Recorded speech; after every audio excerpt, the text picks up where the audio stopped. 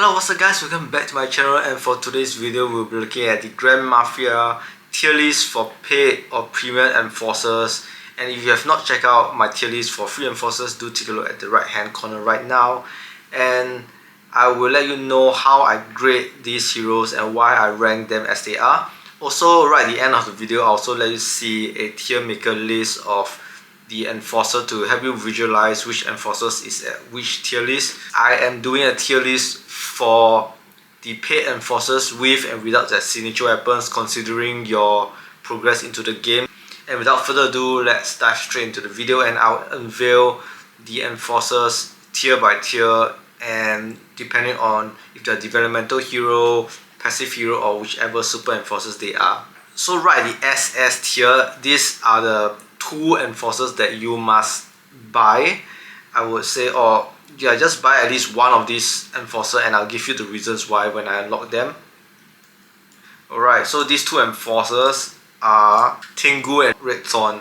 So why Tengu and Red Thorn you should really get this enforcer is because Tengu is the best full crew combat buff enforcer, which costs $5 per 15 tokens. So you can buy the enforcer token every time that they are being rotated, which takes about close to 20 days to a month for the enforcer to come back. So every time when you buy a $5 pack, the next time the enforcer show up, you can buy the $5 pack again, and it will stay the same, either 10 or 15 tokens you will obtain depending on what the pack is. And Tengu is the most value for your money because it is the full combat crew buffs with only $5 per 15 tokens, so it's really good. And the reason why I put Red Thorn over there is because I realized Red Thorn has been used for quite a number of kingpins, so Red Thorn really helps you kill kingpins quicker, do damage, help you save a ton of energy drinks. I think you should also get Red Thorn, which is why these two enforcers that's above the S tier, and I also give the reason why certain enforcers are also at the S tier right now. And obviously the 6 enforcers over here, if you have noticed, are the super enforcers, and obviously they are at the S tier because their stats is insane. Only that they are very difficult to obtain, that you have to come into, I think, like top 10 in Governor's War for that specific like event track to obtain some of these super enforcer tokens, which is crazy. If not, you have to spend $100 on 3 tokens, which is quite rip-off, because in total you require 330 tokens to unlock this enforcer to Grand. And if you only get 3 tokens per $100, obviously if you do the math, you have to buy 110 times to achieve Grand. That's a quick calculation of the 110 times. 110 times means that you require 11.1k of your money gone just to buy this enforcer to Grand. And why would you even spend 10,000 on this game? I don't know. I'm not gonna say anything because I know the developers might block me out, but yeah, I'm not gonna spend $10,000 to just up this one enforcer up to Grand to just give me really good buffs. $10,000 can get me almost all of the other premium enforcers up to Grand already if you buy the $5 packs all the way. So yes, even though they're at S tier, I obviously don't recommend getting it unless you are a super rich player. Next is the 2 developmental heroes, which is highlighted by the green. So I forgot to let you know that the peach colored highlights are combat enforcers, the blue color highlights are super enforcers, and the green ones are the developmental enforcer. Later you see the grey ones and they are passive buff enforcer. Obviously you will know which 2 they are. And let's get back to it. There is Jade and Mantis, and why these 2 developmental heroes is at the S tier is because they give full developmental buff, either investment, training speed, construction, or whatever production buffs. Obviously production is ranked a bit lower, but the reason why Mantis is over at the S tier is because per $5 pack it gives you 15 tokens, which means that you spend less to obtain Mantis to the max grand grade. And Jade has really good 3 developmental buffs: the main, investment, construction, and training speed. Amazing. Obviously an S tier. So the next 3 we'll look at ordinary combat heroes, and the next on the list that is S tier is El Santo, Sicario, and Papi. Obviously, El Santo is a self-explanatory, it's a full crew buff, combat buff hero or enforcer. But why Sicario and Puppy is over at the S tier is because they only cost 15 tokens per $5 pack, and they give really good full combat buff troops attack with either HP defense and crew defense or HP, which is a very good deal to just spend $5 for 15 of these tokens, which will also get you grand a lot quicker than buying $5 packs for 10 tokens. Obviously gonna take you a little bit longer, which is why Sicario and Puppy is right at the S tier. Alright, next up on the list, we will look at the A tier. And obviously this A tier is self-explanatory for me. The reason why these three heroes are the A tier is because they give full troops buff. Basically, either like singular, bruiser, hitman, or biker buff attack, HP and defense. So because they are very specialized, and usually for early game or even like mid-late game, if you are not a whale player or if you don't spend a lot of money, it is very beneficial for you to get a singular troops enforcer buff, because your singular troops attack is a lot better than like a mixed raid attack. So you can have your specialties up for like all totally full bruisers, Governor's War specialties, and even like your UB specialties up to a full bruiser, hitman or biker raid. And it will do you much more good. You can do more damage to your enemies. Usually only if you are very good raider or very good player, you will hold arsenals and stuff. So by then you obviously have a very strong enforcer crew, probably have a super enforcer as well. So yes, the reason why these are A tier is because they give you full singular troop buff, which is very beneficial quite early in the game already. So next up, we look at the B tier list, and over at the B tier, the combat heroes, we have Lucky 7, the Count, Oka, Chupacabra, Snowstorm, and Mickey. The very long, many of these enforcer.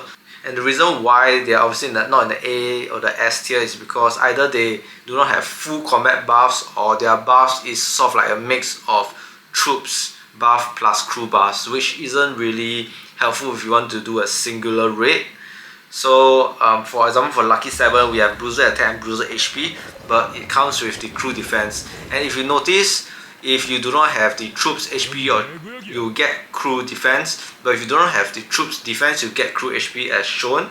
The Count, you got the troops attack, it's all standardized. Each of these combat enforcers have troops attack, and followed by bruiser defense for the Count and crew HP. Because for those enforcers at the B tier, if they have 2 troops buff, and the last buff is a crew buff that they do not have as a troop buff.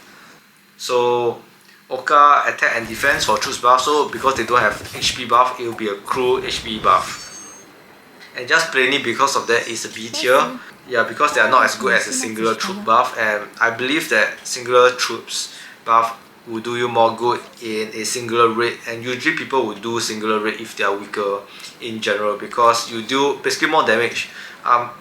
Okay, I take back my words, they do singular raid to deal more damage to enemy defense. So yes, singular raids are still a thing to use in battles.